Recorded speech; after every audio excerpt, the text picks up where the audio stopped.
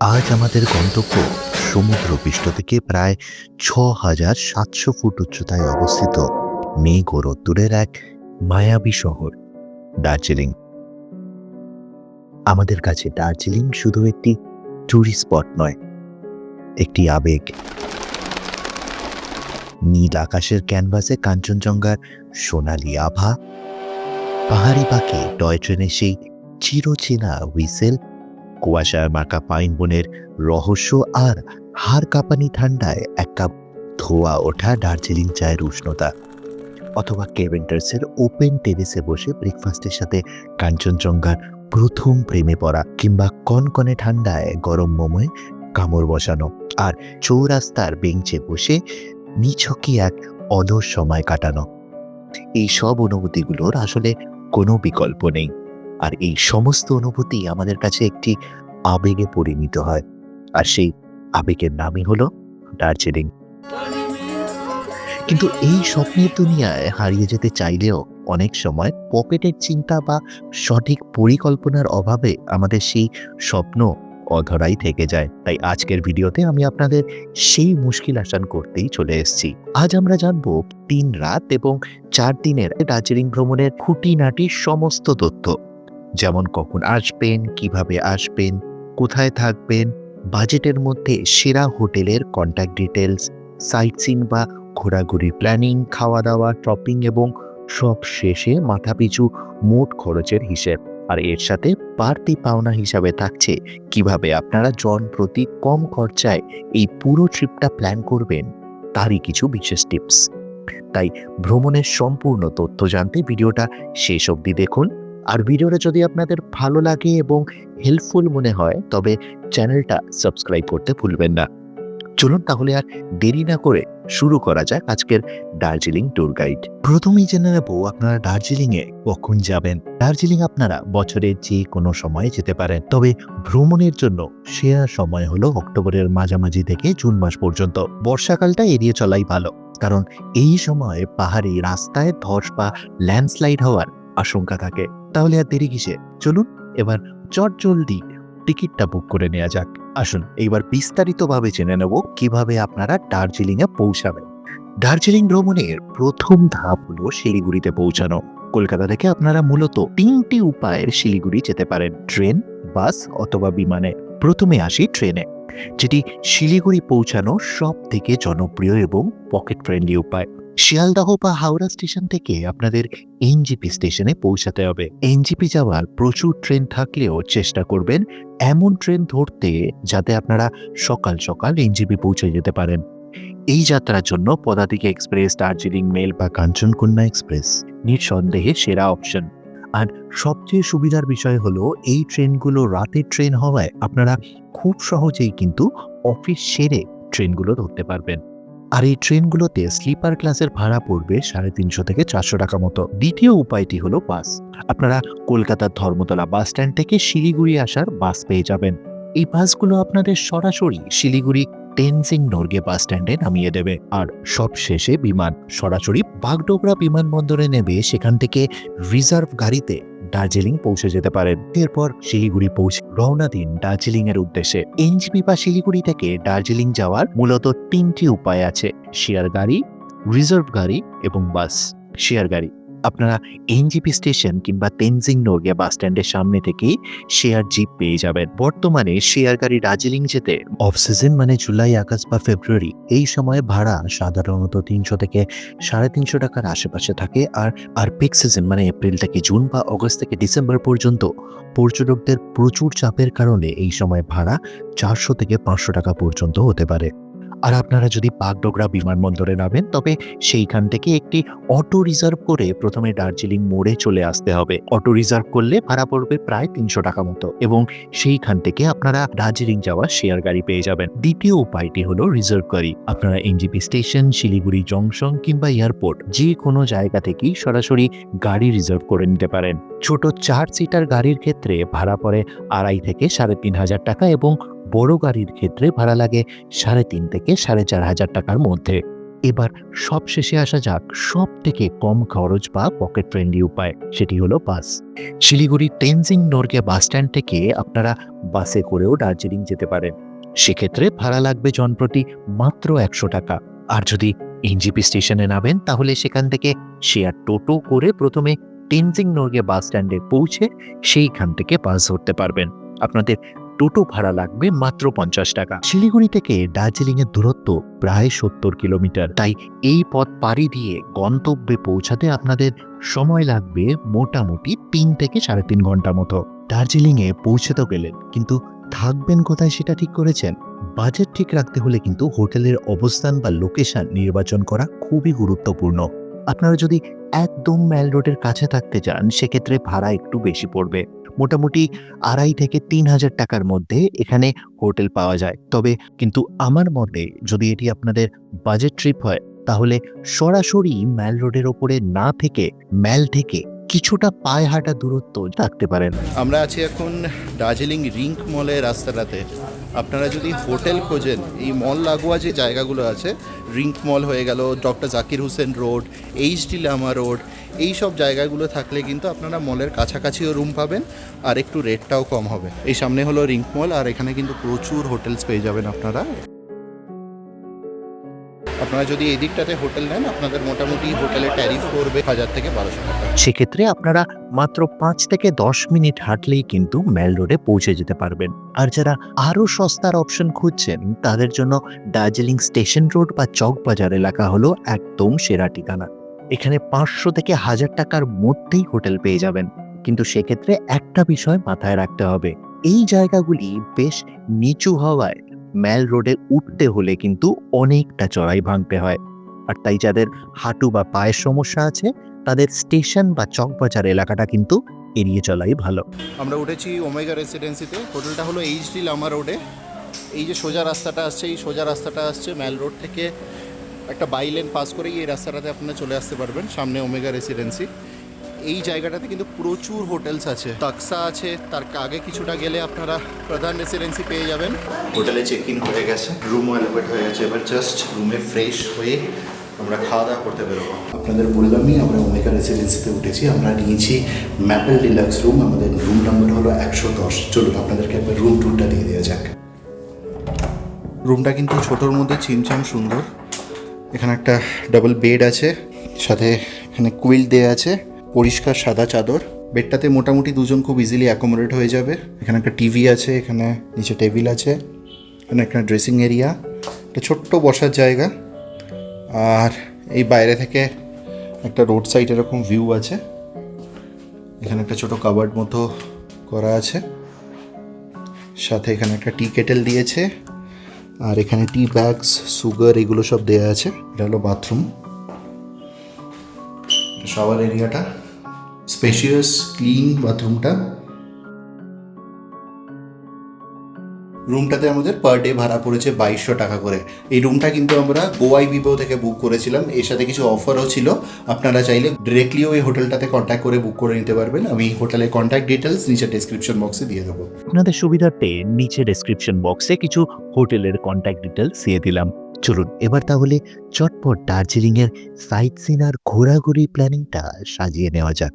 প্রথম দিন, এই দিন আপনারা মোটামুটি দুপুর 12টা থেকে 1টা নাগাদ কিন্তু দার্জিলিং এ পৌঁছে যাবেন। দার্জিলিং পৌঁছে হোটেলের চেক ইন পর্ব মিটিয়ে দুপুরের খাওয়াটা সেরে নিন। এরপর পায়ে হেঁটে শহরের হৃদস্পন্দন অনুভব করতে সোজা চলে যান দার্জিলিং মেল বা চৌরাস্তায়। মেল রোডের ধারে ছড়ানো ছিটানো বেঞ্চগুলিতে বসে এক কাপ ধোয়া ওঠা চায়ের সাথে পাহাড়ের মায়াবী সৌন্দর্যকে উপভোগ করার অনুভূতি আলাদা। এখানে বসেই আপনাদের চোখে পড়বে স্থানীয় মানুষের নিত্যনৈতিক ব্যস্ততা, আর এক পাশে দাঁড়িয়ে থাকা পুরনো ঐতিহ্যবাহী সব দোকানপাটগুলি।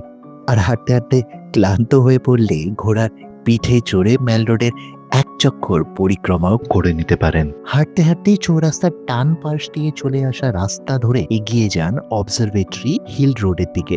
দার্জিলিং চৌরাস্তার এক পাশ দিয়ে চলে গেছে অবজারভেটরি হিল আর মহাকাল মন্দিরে যাওয়ার রাস্তা। এই সামনে যে রাস্তাটা যাচ্ছে এই রাস্তাটা সোজা চলে যাচ্ছে নিউ মহাকাল মার্কেট হয়ে মহাকাল মন্দির আর দার্জিলিং অবজারভেটরি হিলে যাওয়ার রাস্তা। আর এই অবজারভেটরি রোড ধরে হেঁটে যাওয়ার সময় মাঝপথে বাঁ দিকে উঠে আসা চড়াই রাস্তা ভেঙে উপরে পৌঁছালে দর্শন পাবেন জাগ্রত মহাকাল মন্দিরের। মন্দিরে প্রবেশ করলেই এক অভূতপূর্ব দৃশ্যের সাক্ষী থাকবেন। এই মন্দিরে একই সাথে হিন্দু ও বৌদ্ধ ধর্মের সভাস্থান, পুরোহিতের মন্ত্র এবং লামাদের প্রার্থনা মিলে মিশে এখানে এক স্বর্গীয় পরিবেশে সৃষ্টি করে। মন্দির দর্শনের পর চলে আসুন অবজারভেটরি হিলের ভিউ পয়েন্টে। নাম অনুসারেই পাহাড়ের চূড়ায় অবস্থিত এই স্থানটি কাঞ্চনজঙ্ঘার প্যানোরামিক দৃশ্য উপভোগ করার জন্য একদম আদর্শ। এখানকার শান্ত পরিবেশে বসে প্রকৃতির রূপ দেখতে দেখতে বেশ কিছুটা সময় অনায়াসেই কাটিয়ে দেওয়া যায়। এরপর হোটেলে ফিরে গিয়ে কিছুটা বিশ্রাম নিয়ে নিন।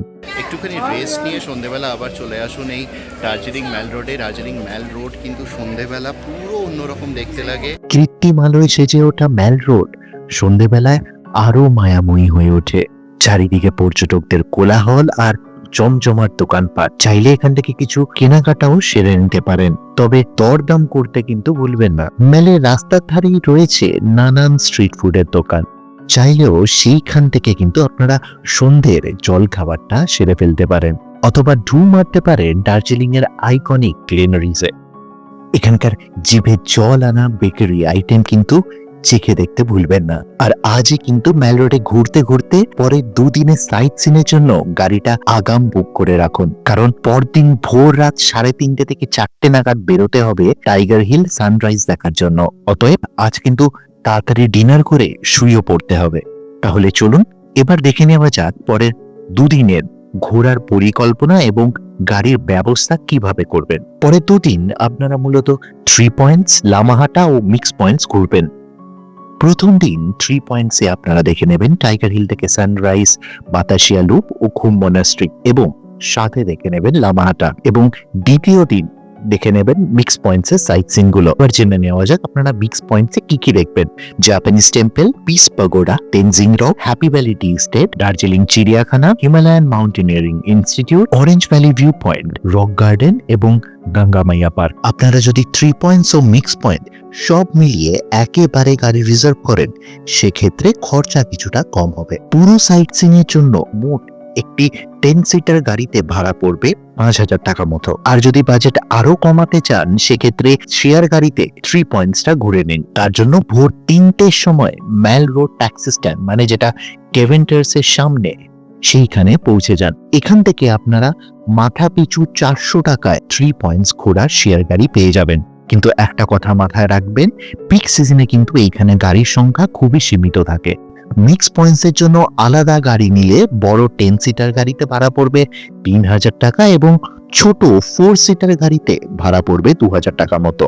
দ্বিতীয় দিন ভোর 3:30 থেকে 4টের মধ্যে গাড়ি আপনাদের নিয়ে রওনা দেবে টাইগার হিলের উদ্দেশ্যে। দার্জিলিং শহর থেকে প্রায় 14 কিলোমিটার দূরে এবং সমুদ্রপৃষ্ঠ থেকে 8,400 ফুট উচ্চতায় অবস্থিত এই টাইগার হিল। এখান থেকেই আপনারা সাক্ষী হবেন এক মহাজাগতিক দৃশ্যের। ভোরের প্রথম আলোয় কাঞ্চনজঙ্ঘার সোনালী রূপ ধারণ। আকাশ পরিষ্কার থাকলে এইখান থেকেই আপনারা খালি চোখে ছায়াপথ বা মিল্কি ওয়ে দেখার বিরল সুযোগ পেতে পারেন। সূর্যোদয়ের জাদুকরী মুহূর্ত উপভোগ করার পর চলে আসুন ঘুম মনাস্ট্রি দর্শনে। 1850 সালে মঙ্গোলিয়ান সন্ন্যাসী ও প্রখ্যাত জ্যোতিষী সাকপো সেরাপ গ্যাটসো এই মনাস্ট্রির প্রতিষ্ঠা করেন এবং 1905 সাল পর্যন্ত তিনি এর অধ্যক্ষের দায়িত্ব পালন করেন। এই মনাস্ট্রির প্রধান আকর্ষণ হলো এইখানে রক্ষিত 15 ফুট উচ্চতা বিশিষ্ট মৈত্র বুদ্ধের মূর্তিটি।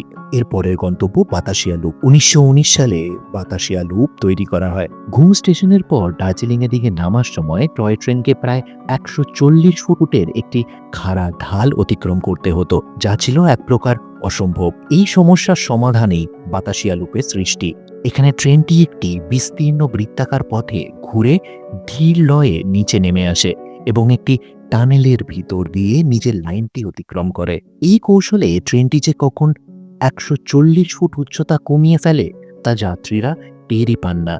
এই কারণে বাতাসিয়া লুপকে একটি ইঞ্জিনিয়ারিং মার্বেলও বলা হয়। পাশাপাশি এখান থেকে উপভোগ করতে পারেন কাঞ্চনজঙ্ঘার 360 ডিগ্রি প্যানোরামিক ভিউ এবং এই লুপটির মাঝামাঝি রয়েছে একটি ওয়ার মেমোরিয়াল। 1995 সালে নির্মিত এই স্মৃতিসৌধটি বিভিন্ন যুদ্ধের শহীদ গোর্খা সৈন্যদের প্রতি উৎসর্গিত।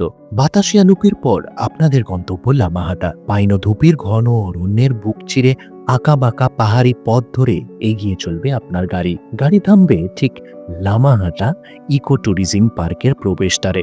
2012 সালে গড়ে ওঠা এই পার্কটি পর্যটকদের জন্য অন্যতম আকর্ষণের কেন্দ্রবিন্দু। পার্কের ভিতর দিয়ে একটি ট্রেকিং রুট চলে গেছে সোজা ওপর দিকে, যা আপনাদের নিয়ে যাবে পাহাড়ের চূড়ায় অবস্থিত এক পবিত্র পুকুরির কাছে।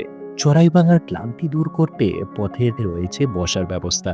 এছাড়াও এই পার্কের মধ্যে থাকা ওয়াচ টাওয়ার থেকে কাঞ্চনজঙ্ঘা এবং সবুজে মোড়া এই পার্কের সৌন্দর্য উপভোগ করা যায়। আপনারা চাইলে সাইট সিনের ফাঁকেই কিন্তু বাতাসিয়া লুপ বা লামাহাটার আশেপাশের দোকানগুলো থেকে ব্রেকফাস্টটা সেরে নিতে পারেন। সম্পূর্ণ ট্রিপটি শেষ করতে আপনাদের সময় লাগবে প্রায় 6 থেকে 7 ঘন্টা, অর্থাৎ সকাল 9টা থেকে 10টার মধ্যে গাড়ি আপনাদের হোটেলে নামিয়ে দেবে। হোটেলে ফিরে কিছুটা বিশ্রাম নিয়ে ও ফ্রেশ হয়ে বেরিয়ে পড়ুন দার্জিলিং রঙ্গিত ভ্যালি রোপওয়ের উদ্দেশ্যে। আপনাদের জন্য একটি বিশেষ টিপস: রঙ্গিত ভ্যালি রোপওয়ে যাওয়ার জন্য গাড়ি রিজার্ভ না করে যদি লোকাল ট্যাক্সি বা শেয়ার গাড়িতে যান, তাহলে অন্তত 1000 টাকা সাশ্রয় করতে পারবেন। এর জন্য ম্যাল থেকে একটু নিচে নেমে চকবাজার SMS ট্যাক্সি স্ট্যান্ডে চলে যান। সেইখান থেকে শেয়ার জিপ বা লোকাল ট্যাক্সি ধরে সোজা চলে আসুন সেন্ট জোসেফ স্কুলের সামনে। তার অপর দিকেই রয়েছে দার্জিলিং রঙ্গিত ভ্যালি রোপওয়ে। আপনাদের শেয়ার গাড়িতে এইখানে আসতে ভাড়া লাগবে মাত্র 50 থেকে 60 টাকা। আমরা পৌঁছে গেছি দার্জিলিং রোপওয়ের সামনেই। আমার পেছনে হলো north point saint Joseph school. এর 8 ফুটেই হলো দার্জিলিং রোপওয়ে যাওয়ার রাস্তাটা। এই সামনের রাস্তাটাই যাচ্ছে রোপওয়েতে। রোপওয়েতে ওঠার সময় কিন্তু বেশ অনেকগুলো সিঁড়ি ভাঙতে হলো। সামনে হলো দার্জিলিং রঙ্গিত ভ্যালি রোপওয়ে।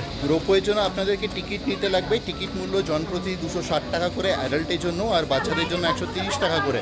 আর রোপওয়ের টাইমিং হলো, রোপওয়ে খোলা হয় সকাল 10টা থেকে আর বিকেল 4টে অবধি খোলা থাকে। এই টোটাল রাইডটা কিন্তু 40 মিনিটসের আপ অ্যান্ড ডাউন রাইড। এটা হলো রোপওয়ের লাইন দেখুন। আর আপনি যদি পিক সিজনে আসেন, এই ভিড়টা সাংঘাতিক পরিমাণে বেড়ে যায়। পর্যটকদের ভিড় বেশি থাকলে কিন্তু পিক সিজনে দুপুর 2টোর পরই টিকিট দেওয়া বন্ধ হতে পারে। মাথা পিছু 260 টাকার টিকিটে উপভোগ করবেন প্রায় 40 মিনিটের এক রোমাঞ্চকর রোপওয়ে যাত্রা।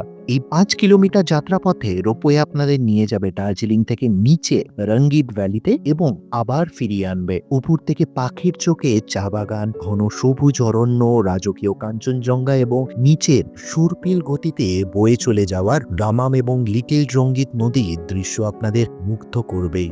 আর আপনারা যদি রোপওয়ে আসতে চান, আপনাদেরকে লাইনটা আমি দেখালাম। তো যদি আপনাদের রোপওয়ে রাইড করার প্ল্যান থাকে, আপনারা সকাল সকাল এসে টিকিট নিয়ে রোপওয়ে রাইডটা নিন, কারণ সকালের দিকে কিন্তু রাইডটা খালি থাকে। দিনভর ঘোরাঘুরির পর হোটেলে ফিরে লাঞ্চ সেরে বিশ্রাম নিন। এরপর সন্ধ্যেবেলা সময় পেলে চলে আসুন মেল রোডে। তৃতীয় দিন আজ আমরা দার্জিলিংয়ে কিছু লোকাল সাইট সিন করব, কিন্তু তার আগে আমাদেরকে ব্রেকফাস্টটা সেরে নিতে হবে। ব্রেকফাস্ট আমাদের হোটেলের প্যাকেজের মধ্যেই ইনক্লুড ছিল। আমরা নিচে গিয়ে আগে ব্রেকফাস্টটা করে নিয়ে তারপর সাইট সিনের জন্য বেরোবো। এই দিন সকাল সকাল ব্রেকফাস্ট সেরে 9টা থেকে 10টার মধ্যে বেরিয়ে পড়ুন মিক্স পয়েন্টস ভ্রমণের উদ্দেশ্যে। যাত্রার শুরুতেই দেখে নিন দার্জিলিং চিড়িয়াখানা বা Padmaja Naidu Himalayan zoological park. জুতে ঢোকার জন্য কিন্তু আপনাদের টিকিট লাগবে। টিকিট মূল্য জনপ্রতি 110 টাকা করে। এর মধ্যে জুয়ের টিকিট থাকবে আর হিমালয়ান মাউন্টেনিয়ারিং ইনস্টিটিউটের টিকিট থাকবে। এটি ভারতের একমাত্র চিড়িয়াখানা যেটি আন্তর্জাতিকভাবে স্বীকৃত স্নো লেপার্ডের জন্য। এছাড়াও রেড পান্ডা, সাইবেরিয়ান বাঘ এবং হিমালয়ের নানান দুর্লভ বন্যপ্রাণী দেখা মিলবে এখানে। আর আপনারা যদি বাচ্চাদের নিয়ে আসেন, বাচ্চাদের কিন্তু খুব ভালো লাগবে এই জায়গাটা। আর ইটসেলফ আপনারাও যদি আসেন, এখানে কিন্তু হেঁটে ঘুরতে বেশ লাগবে। চিড়িয়াখানা চত্বরেই অবস্থিত ঐতিহাসিক হিমালয়ান মাউন্টেনিয়ারিং ইনস্টিটিউট, যা HMI নামেও পরিচিত। এই জু আর HMI কিন্তু বেশ অনেকটা বড় এরিয়া, আর যেহেতু বেশ খানিকটা চড়াই ভাঙতে হবে। আপনারা যদি হিংকেস টায়ার্ড হয়ে পড়েন, এখানে জায়গায় জায়গায় প্রচুর বেঞ্চেস আছে। এই বেঞ্চেসগুলোতে বসে রেস্ট নিয়ে আরামসে আপনারা এই জায়গাটাকে ঘুরতে পারবেন। 1958 সালে জওহরলাল নেহেরু ও তেনজিং নোরগের দ্বারা প্রতিষ্ঠিত এই ইনস্টিটিউটের মিউজিয়ামটি কিন্তু অবশ্যই দ্রষ্টব্য। HMI জাস্ট বাইরের দিক থেকে হেঁটে এলেই কিন্তু উপর দিকে একটা চড়াই রাস্তা চলে গেছে। সেই রাস্তাটা দিয়ে হেঁটে গেলে আপনারা পৌঁছে যাবেন HMI মিউজিয়ামটাতে। এখানে এভারেস্ট বিজয়ে নানান সরঞ্জাম, পর্বতারোহীদের ব্যবহৃত পোশাক ও দুর্লভ নথিপত্র সংগ্রহীত আছে, যা আপনাদের নিশ্চিতভাবে রোমাঞ্চিত করবে। আপনাদের কিন্তু এই জু আর হিমালয়ান মাউন্টেনিয়ারিং ইনস্টিটিউট দেখার জন্য মোটামুটি হাতে 1 থেকে 1.5 ঘন্টা মতো সময় রাখতে হবে। এইবার আমাদের গন্তব্য তেনজিং রক। প্রভাত প্রতিম পর্বতারোহী তেনজিং নোরগে নাকি এই বিশাল পাথরটিতে রক ক্লাইম্বিং অনুশীলন করতেন। তবে আপনি যদি একটু অ্যাডভেঞ্চার প্রিয় হন তবে গাইডের তত্ত্বাবধানে কিন্তু এখানে রক ক্লাইম্বিং এর রোমাঞ্চকর অভিজ্ঞতা নিতে পারেন। টেনজিং রক দেখে চলে আসুন হ্যাপি ভ্যালি টি স্টেটে। পাহাড়ের ঢাল বেয়ে নেমে যাওয়া দিগন্ত বিস্তৃত সবুজ চা বাগানের সৌন্দর্য আপনাকে মুগ্ধ করবে। মেঘ ও রোদ্দুরের লুকোচুরির মাঝে এই বাগানের পথ দিয়ে হাঁটা এক অন্যরকম অভিজ্ঞতা। এরপর দেখে নিন জাপানিজ টেম্পল ও পিস প্যাগোডা। পৌঁছে গেছি দার্জিলিং পিস পাগোডার সামনে। আমার পেছনে হলো দার্জিলিং এর পিস পাগোডা। এই পাগোডাটি ভিত্তিপ্রস্তর স্থাপিত হয়েছিল 3রা নভেম্বর 1972 সালে। নিচিদাস্তু ফুজি এই পাগোডাটির ভিত্তিপ্রস্তর স্থাপিত করেছিল। পরবর্তীকালে 1 নভেম্বর 1992 সালে এই পাগোডাটির উদ্বোধন করা হয়। একবার ঘুরিয়ে দেখে দিচ্ছি দার্জিলিং এর পিস পাগোড এবং এর লাগোয়াই যে বুদ্ধিস্ট মনাস্ট্রি আছে সেটি। এই দুটি স্থাপত্যই কিন্তু একে অপরের পরিপূরক। পিস পাগোডার চারিপাশের দেওয়ালে গৌতম বুদ্ধের জীবনের 4টি প্রধান পর্যায় নিপুণ ভাস্কর্যে ফুটিয়ে তোলা হয়েছে। এরপর লাঞ্চ সেরে আমরা বেরিয়ে পড়ব রক গার্ডেনের উদ্দেশ্যে, কিন্তু পথে রাস্তার ধারেই তার আগে দেখে নিন অরেঞ্জ ভ্যালি ভিউ পয়েন্ট। এখান থেকে দূরে পাহাড়ের কোলে কমলালেবুর বাগান ও গভীর উপত্যকার দৃশ্য সত্যি নয়নাভিরাম। এরপর চলে আসুন রক গার্ডেনে। রক গার্ডেনে ঢোকার জন্য আপনাদের টিকিট লাগবে। টিকিট মূল্য হলো জনপ্রতি 20 টাকা। আমরা এখন ওই ওপরটাতে যাব। পাহাড়ের শিলা কেটে ধাপে ধাপে অপূর্ব দক্ষতায় তৈরি করা হয়েছে এই উদ্যান। এখানকার প্রধান আকর্ষণ হলো পাহাড়ের গা বেয়ে নেমে আসা চুনু সামার ফলস নামক জলপ্রপাতটি। চারিপাশে রং বেরঙের ফুল আর ঝর্ণার কলতান এই স্থানটিকে ছবির মতো সুন্দর করে তোলে। দিনের শেষে গন্তব্য হিসাবে বেছে নিন গঙ্গামাইয়া পার্ক। গঙ্গামাইয়া পার্কে ঢোকার জন্য কিন্তু আপনাদের টিকিট লাগবে। টিকিট মূল্য হলো জনপ্রতি 20 টাকা।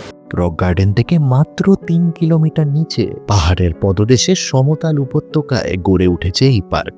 এখানকার শান্ত পরিবেশ আপনার সারা দিনের ক্লান্তি দূর করে দেবে। এই সমস্ত জায়গাগুলি ঘুরে দেখতে কিন্তু আপনাদের বিকেল গড়িয়ে যাবে। হোটেলে ফিরে এসে কিছুটা বিশ্রাম নিয়ে সন্ধেবেলা আবারও মিশে যান ম্যাল রোডের আলোকঝল পরিবেশে। শেষ বেলায় কেনাকাটা সেরে এক বুক পাহাড়ের স্মৃতি সঙ্গে নিয়ে পরের দিন ফেরার প্রস্তুতি নিন। চতুর্থ দিন অর্থাৎ আমাদের ঘরে ফেরার দিন সকাল 9টা থেকে 10টার মধ্যে হোটেল থেকে চেক আউট করে শিলিগুড়ির উদ্দেশ্যে রওনা দিন। তবে সরাসরি শিলিগুড়ি না গিয়ে ফেরার পথেও কিন্তু আমরা দেখে নেব কিছু অসাধারণ জায়গা। প্রথমেই চলে আসুন লেপচাচাওতে। পাইন জঙ্গলে ঘেরা এই শান্ত ভিউ পয়েন্ট থেকে আকাশ পরিষ্কার থাকলে কাঞ্চনজঙ্ঘার দৃশ্য একদম ছবির মতো পরিষ্কার দেখা যায়। লেপচা জগৎ দেখার পর আপনাদের পরবর্তী গন্তব্য জোরপোখরি। মাঝ রাস্তায় এখানে দাঁড়িয়েছি, দেখুন চতুর্দিকে মেঘে ঘিরে আছে, কি অপূর্ব জায়গাটা।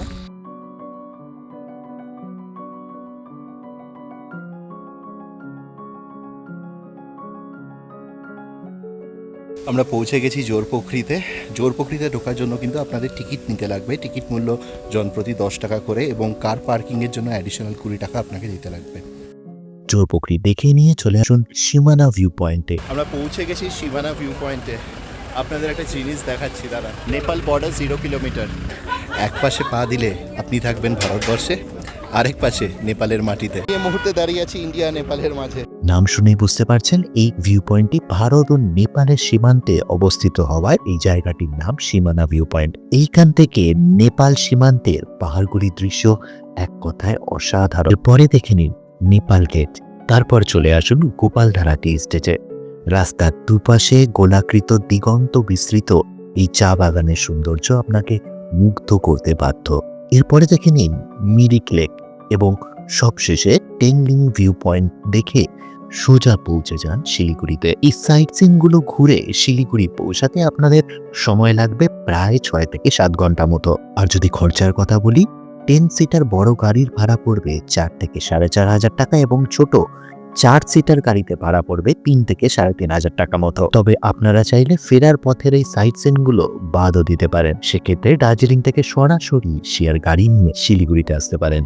দার্জিলিং মানে কিন্তু শুধু ঘোরাঘুরি নয়, পেট পুজো বটে। তাই একবার চট করে জেনে নেওয়া যাক আপনারা দার্জিলিং এ খাওয়া দাওয়া কোথা থেকে করবেন এবং খরচা কেমন হবে। আইকনিক ক্যাভেন্টার্স এর ব্রেকফাস্ট, গ্লেনারিজ এর বেকারি আইটেম বা কুঙ্গা রেস্তোরাঁর তিব্বতি খাবারগুলো কিন্তু অবশ্যই চেকে দেখবেন। তবে যদি আপনারা একদম বাজেট ট্রিপ করতে চান তাহলেও চিন্তা নেই। দার্জিলিং এর ম্যাল রোডের আশেপাশে বা চক বাজারে প্রচুর ভালো মানের বাঙালি রেস্তোরাঁও পেয়ে যাবেন। সেখান থেকে সাধারণ বাঙালি খাবার খেলে প্রতিদিন মাথা পিছু খরচা হবে মোটামুটি 300 থেকে 400 টাকার মধ্যে। আর একটু ভালো মানের রেস্তোরাঁয় খেতে চাইলে সেই বাজেটটা প্রতিদিন মাথা পিছু 500 থেকে 600 টাকা মতো ধরে রাখতে পারেন। ভ্রমণের শেষে কেনাকাটা না করলে কি আর চলে? সস্তায় কেনাকাটা কোথার থেকে করবেন চলুন এবার সেটা জেনে নেওয়া যাক। দার্জিলিং এ ম্যাল মার্কেট, মহাকাল মার্কেট এবং চক বাজার কিন্তু কেনাকাটা করার জন্য একদম সেরা জায়গা। এখান থেকে শীতের পোশাক, দার্জিলিং এর চা বা ছোটখাটো সুভিনিয়ার সবই আপনারা সাধ্যের মধ্যে পেয়ে যাবেন। তবে কেনাকাটা করার সময় কিন্তু দরদাম করতে ভুলবেন না। এইবার আসা যাক খরচার খাতায়। পাহাড়ে ভ্রমণের প্রধান খরচা হলো গাড়ি ভাড়া, তাই সদস্য সংখ্যা বাড়লে খরচাও উল্লেখযোগ্যভাবে কমে যায়। নিচে তারই একটি তুলনামূলক চিত্র দেয়া হলো। এই হিসাব থেকে কিন্তু এইটা পরিষ্কার যে পাহাড়ে বড় গ্রুপে ভ্রমণ করলে খরচা অনেকটাই কম হয়। 4 জনের গ্রুপে যেখানে আপনার মোট খরচ হবে প্রায় 7,200 টাকা, সেখানে 10 জনের গ্রুপে সেই খরচই কমে দাঁড়ায় 6,150 টাকায়, অর্থাৎ জন প্রতি প্রায় 1000 টাকার সাশ্রয়। আশা করি আজকের এই কমপ্লিট দার্জিলিং ট্যুর গাইডটি আপনাদের কাজে লাগবে। যদি ভিডিওটা ভালো লাগে ভিডিওটাকে লাইক করুন, বন্ধুদের সঙ্গে শেয়ার করুন, আপনাদের মতামত কমেন্ট সেকশনে জানাবেন, আর চ্যানেলটাকে সাবস্ক্রাইব করে কিন্তু বেল আইকনটা ক্লিক করতে ভুলবেন না। দেখা হবে পরবর্তী ভিডিওতে। Till then keep hopping and keep exploring.